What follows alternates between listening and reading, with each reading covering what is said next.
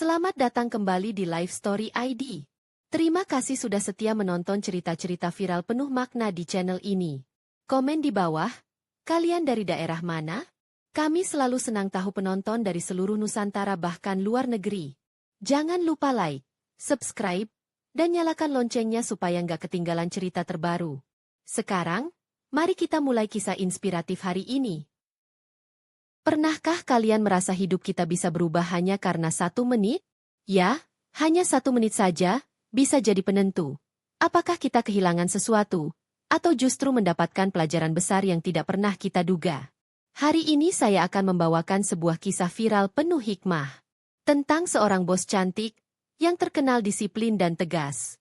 Dan seorang sopir pribadi, yang penuh tanggung jawab, namun menyimpan rahasia besar.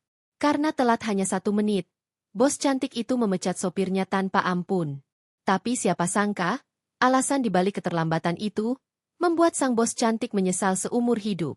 Mari kita ikuti kisah ini, dari awal hingga akhir. Inilah, bos cantik pecat sopir pribadi karena telat 1 menit, setelah tahu alasannya malah nyesel. Pagi itu, suasana di halaman rumah mewah milik Nadine, seorang wanita cantik yang juga direktur perusahaan ternama, tampak sibuk. Nadine dikenal sebagai bos yang disiplin, tegas, bahkan kadang terlalu keras pada bawahan. Bagi Nadine, waktu adalah segalanya. 1 menit saja bisa berarti hilangnya peluang besar dalam bisnis. Jam sudah menunjukkan pukul 7 pagi. Nadine berdiri anggun dengan pakaian kerja rapi, sepatu hak tinggi, dan wajah cantik yang penuh percaya diri. Ia menunggu sopir pribadinya, Arman, yang setiap hari menjemput tepat waktu. Namun kali ini berbeda. Jarum jam bergerak melewati angka pukul 7, kini menunjuk pukul 7.01. Hanya terlambat 1 menit. Tapi bagi Nadine, itu sudah cukup untuk membuat darahnya mendidih. Mobil hitam berhenti di depan rumah. Arman keluar terburu-buru, wajahnya tampak lelah. Dengan sopan ia berkata, "Maaf ibu, saya sedikit terlambat." Namun sebelum kalimatnya selesai, Nadine langsung membentak, "Arman, kamu tahu aturan saya. Tepat waktu, tidak ada alasan. 1 menit terlambat, berarti kamu tidak layak bekerja untuk saya lagi." Arman terdiam, menunduk. Di balik wajah lelahnya, ada beban yang berat. Seolah ia ingin menjelaskan, namun tak sanggup. Sementara Nadine berdiri dengan wajah dingin, tanpa belas kasihan. "Mulai hari ini, kamu saya pecat. Pergi dari sini sekarang juga." Suara Nadine tegas, menusuk hati siapapun yang mendengar. Arman hanya menghela napas panjang. Ia menunduk hormat, lalu melangkah pergi. Tidak ada kata perlawanan, tidak ada permintaan maaf berlebihan. Hanya langkah berat meninggalkan rumah besar itu. Dari kejauhan, Nadine masih berdiri dengan wajah angkuh. Namun, tanpa ia sadari, keputusan yang baru saja ia buat akan mengubah hidupnya selamanya. Arman berjalan menjauh dari rumah megah itu dengan langkah berat. Di tangannya, hanya ada tas kecil berisi beberapa barang pribadi. Suaranya tercekat, matanya berkaca-kaca, tapi ia tetap menahan diri agar tidak jatuh air mata. Sementara itu, Nadine masuk ke mobil dengan wajah penuh emosi. Ia menghela napas panjang, mencoba menenangkan diri. Bagaimana mungkin seorang sopir pribadi bisa seenaknya terlambat?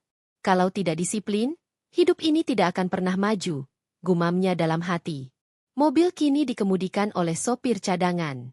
Sepanjang perjalanan, Nadine merasa puas dengan keputusannya. Namun jauh di dalam hatinya, ada sedikit rasa tidak nyaman. Rasa itu kecil, tapi menusuk. Seolah ada sesuatu yang tidak beres. Di sisi lain, Arman pulang ke rumah kontrakannya yang sederhana.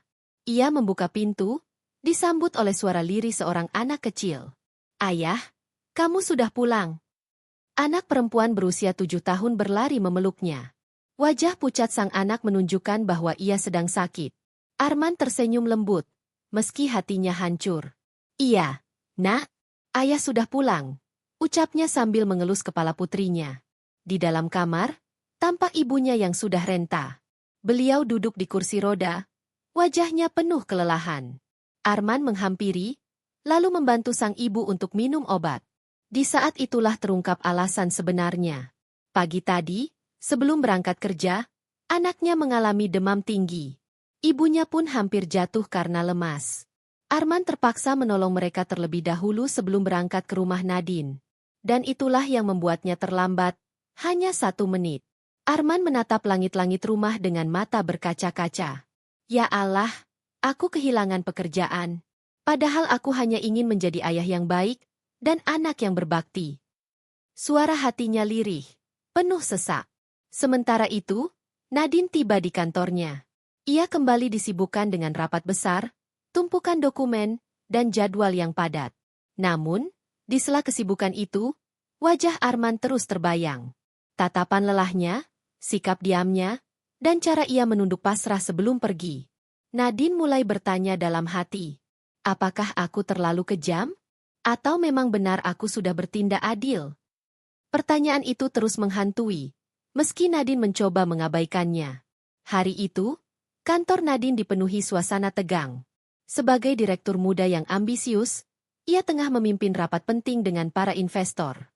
Dengan suara tegas, Nadine menjelaskan rencana besar perusahaan, lengkap dengan angka-angka dan grafik yang terpampang di layar.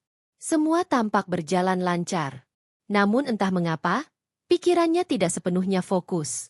Setiap kali ia mencoba menatap dokumen, yang muncul justru wajah Arman, sopir yang baru saja ia pecat. Bayangan itu begitu jelas. Arman dengan wajah letih, namun tetap sopan. Arman yang tidak melawan, hanya diam dan menerima keputusan tanpa kata. Dan Arman yang menunduk, seakan menyimpan beban berat yang tak pernah ia ceritakan. Nadine berusaha mengusir pikiran itu. Ia menegakkan tubuh, lalu melanjutkan presentasi dengan suara mantap. Namun, di dalam hati kecilnya, ada suara lain yang berbisik. Apakah aku sudah benar? Atau justru aku terlalu cepat menghakimi? Usai rapat, Nadine kembali ke ruangannya. Ia duduk di kursi empuk, melepaskan blazer, lalu menatap kosong keluar jendela. Kota Jakarta terlihat sibuk di bawah sana, penuh hiruk-pikuk, penuh orang yang berlari mengejar waktu. Di saat itulah ia mulai merasakan sesuatu yang aneh. Rasa bersalah yang perlahan tumbuh. Seorang rekan kerja mendekat dan berkata, "Bu Nadine, kenapa ibu tampak murung? Bukankah rapat tadi sukses besar?" Nadine hanya tersenyum tipis. "Tidak apa-apa, aku hanya sedikit lelah," jawabnya singkat, meski hatinya sebenarnya gelisah. Sementara itu, di sisi lain kota, Arman masih berjuang dengan kehidupannya. Ia mencoba menenangkan putrinya yang sakit, memastikan ibunya mendapatkan obat, dan berpikir keras tentang masa depan tanpa pekerjaan. Namun meski berat, ia tetap berusaha kuat. "Selama aku masih bisa bernafas, aku tidak boleh menyerah," gumamnya dalam hati. Kembali ke kantor Nadine, malam mulai turun. Semua karyawan sudah pulang, tapi Nadine masih duduk sendiri di ruangannya. Ia membuka catatan kecil yang selalu ia bawa sejak awal karirnya. Di halaman pertama tertulis sebuah kalimat, "Pemimpin sejati bukan hanya soal tegas, tapi juga adil dan manusiawi." Nadine terdiam. Kalimat itu menusuk hatinya dalam-dalam. Ia mulai sadar, mungkin saja sikapnya pada Arman tadi pagi, bukan bentuk ketegasan, melainkan sebuah keangkuhan. Pagi berikutnya, suasana kantor kembali sibuk. Para karyawan mondar-mandir dengan tumpukan berkas. Nadine tampak anggun dengan setelan jas kerjanya, namun raut wajahnya terlihat murung. Seolah ada sesuatu yang masih menekan hatinya. Di tengah kesibukan itu, Nadine berjalan menuju ruang parkir. Ia melirik kursi depan mobil mewahnya. Kursi yang biasanya ditempati Arman, kini kosong. Hanya sopir cadangan yang duduk di sana. Perjalanan pagi itu terasa berbeda. Mobil melaju mulus, tapi hati Nadine terasa kosong. Entah kenapa, ia justru merasa rindu pada ketenangan Arman saat menyetir, dan sopan santunnya yang selalu membuat perjalanan lebih damai. Sesampainya di kantor, Nadine tidak bisa lagi menahan pikirannya. Ia memanggil salah satu staf senior. "Bu Rina, kamu tahu tidak, di mana sekarang Arman? Sopir yang kemarin saya pecat." Bu Rina tampak terkejut. Setahu saya, Bu, Arman tinggal bersama ibunya yang sudah tua dan seorang anak kecil. Katanya anaknya sering sakit-sakitan. Tapi, saya kurang tahu alamat pastinya." Nadine terdiam. Hatinya tersentak. Pikiran-pikiran baru mulai masuk ke kepalanya. Jadi benar, ada sesuatu yang ia sembunyikan. Mungkinkah alasan keterlambatannya kemarin bukan karena lalai? Hari itu, Nadine tidak bisa berkonsentrasi bekerja. Tangannya sibuk membolak-balik dokumen. Tapi pikirannya hanya tertuju pada satu nama, Arman. Sepulang kantor, Nadine bahkan meminta sopir cadangan mengarahkan mobil melewati jalur yang berbeda. Ia seperti berharap, entah bagaimana, bisa melihat Arman di jalanan. Namun hingga malam tiba, yang ia temukan hanyalah lampu-lampu kota yang berkelip. Di rumah mewahnya, Nadine kembali duduk termenung di ruang tamu. Ia menatap ponselnya. Nomor Arman masih tersimpan di sana. Tangannya sempat ragu untuk menekan tombol telepon. Namun ego dan gengsi membuatnya menahan diri. Kalau aku menelpon, berarti aku mengakui kalau aku salah, gumamnya lirih. Tapi di sisi lain, hatinya menolak untuk diam. Ada dorongan kuat yang mengatakan, kau harus tahu kebenarannya, Nadine. Kau harus tahu. Di malam yang sama, kamera beralih ke rumah kontrakan Arman. Tampak Arman duduk di kursi plastik, menatap anaknya yang tidur dengan demam. Di meja kecil, hanya ada sisa bubur dan obat generik murah. Arman menggenggam tangan putrinya erat-erat. Maafkan ayah. Nak, ayah akan berusaha lagi. Apapun caranya. Hari itu, langit Jakarta mendung. Nadine baru saja menghadiri pertemuan bisnis di sebuah hotel bintang 5. Dengan langkah anggun, ia keluar dari lobi hotel, diiringi staf yang membawa berkas-berkas penting. Namun tiba-tiba, matanya menangkap sosok yang sangat ia kenal. Di seberang jalan, seorang pria sederhana tengah mengayuh becak barang kecil demi mengangkut kardus. Tubuhnya tampak letih, wajahnya berkeringat, tapi sorot matanya tetap tenang. Nadine terdiam. Nafasnya tercekat. Itu, Arman? Bisiknya lirih. Ya, benar. Itu adalah Arman, mantan sopir pribadinya. Namun kini ia tak lagi mengenakan kemeja rapi, melainkan kaos lusuh dengan celana panjang yang penuh debu. Arman bekerja serabutan hanya demi sesuap nasi. Tanpa pikir panjang, Nadine menyeberang jalan. Para staf terkejut melihat bos mereka berlari kecil mendekati seorang pria sederhana. Arman, ini kamu? Tanya Nadine dengan nada tak percaya. Arman mendongak. Wajahnya terkejut melihat Nadine berdiri di hadapannya. Namun ia segera menunduk, mencoba menyembunyikan rasa malu.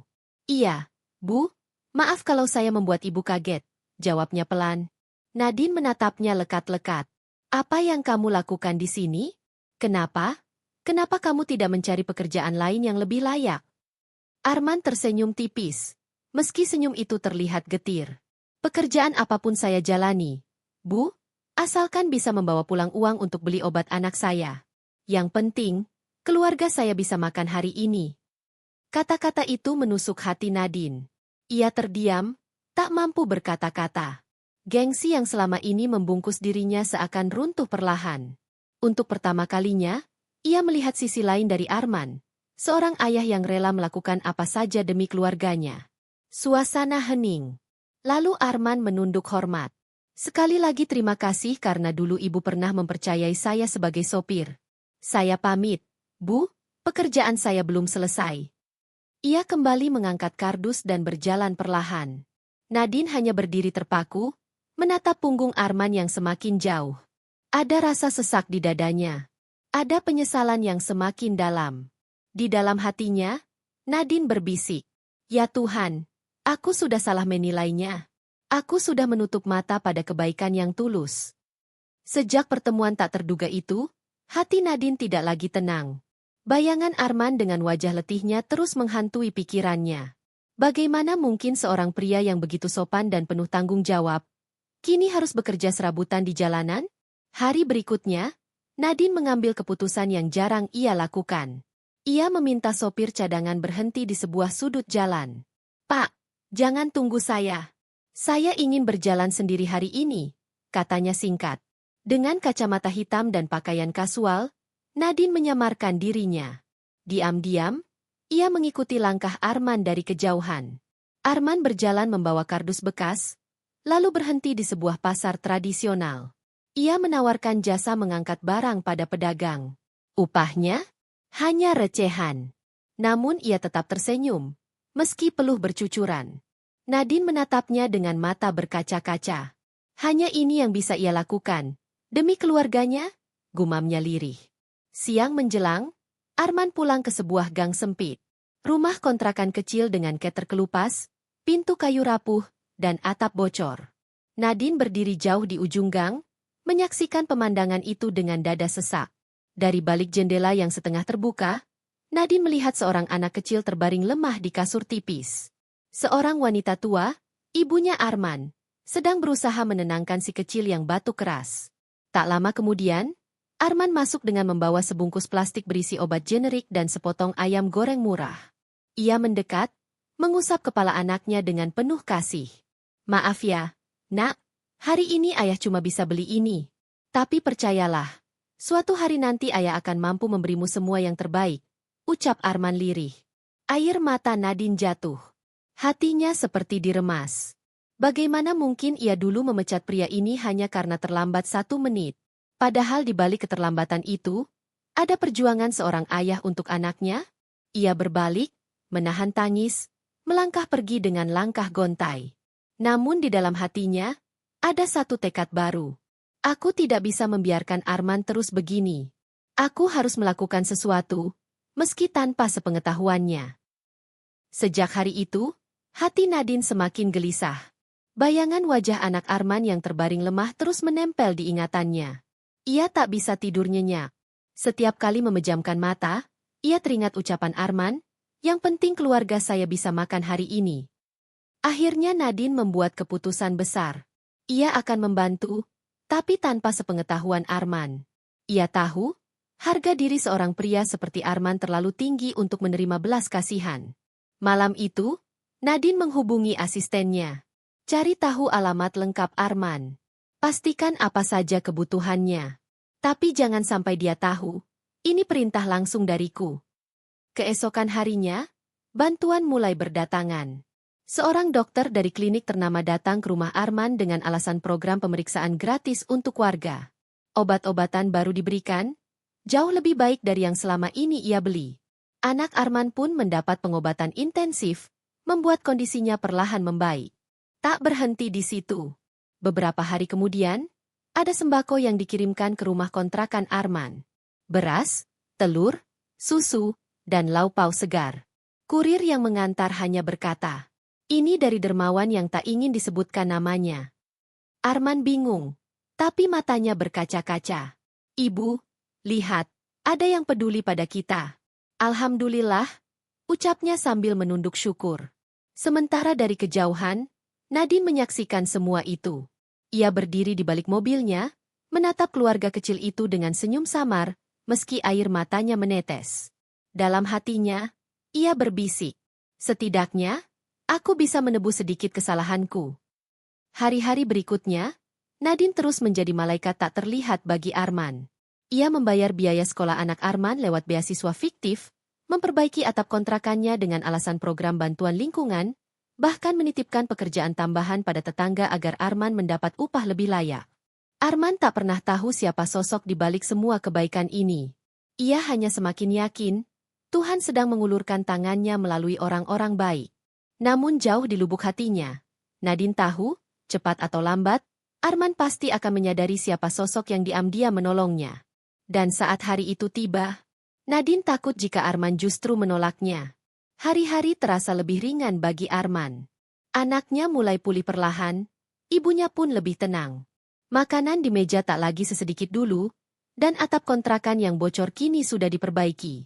Namun, di balik rasa syukur itu, Arman juga mulai diliputi tanda tanya besar. Dari mana semua bantuan ini datang? Siapa yang diam-diam memperhatikan keluarganya? Suatu sore, saat Arman pulang dari kerja serabutan, ia melihat sebuah truk berhenti di ujung gang.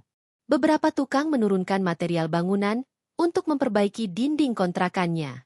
Arman mendekat, heran. "Maaf, Pak, siapa yang menyuruh kalian?" tanya Arman. Seorang tukang tersenyum, sambil menunjukkan catatan kecil. Katanya ini bantuan dari program CSR perusahaan besar, Pak. Nama sponsornya dirahasiakan. Arman mengernyit. Perusahaan besar? Mana mungkin mereka tahu rumah saya? Hatinya mulai curiga, ada seseorang yang sengaja menyamarkan identitasnya. Malamnya, saat ia membereskan kardus bekas, ia menemukan label kecil di salah satu paket sembako. Di sana tertulis, distributor resmi milik PT Nadine Corp. Arman terdiam. Jantungnya berdetak lebih cepat. Nadine Corp. Jangan-jangan? Ia menggenggam label itu erat-erat. Bayangan wajah mantan bosnya terlintas jelas. Bos cantik yang dulu memecatnya. Apakah bisa jadi dia adalah sosok di balik semua ini? Arman berusaha menepis pikiran itu. Tidak mungkin. Buat apa dia menolongku setelah mempermalukanku? Pasti hanya kebetulan.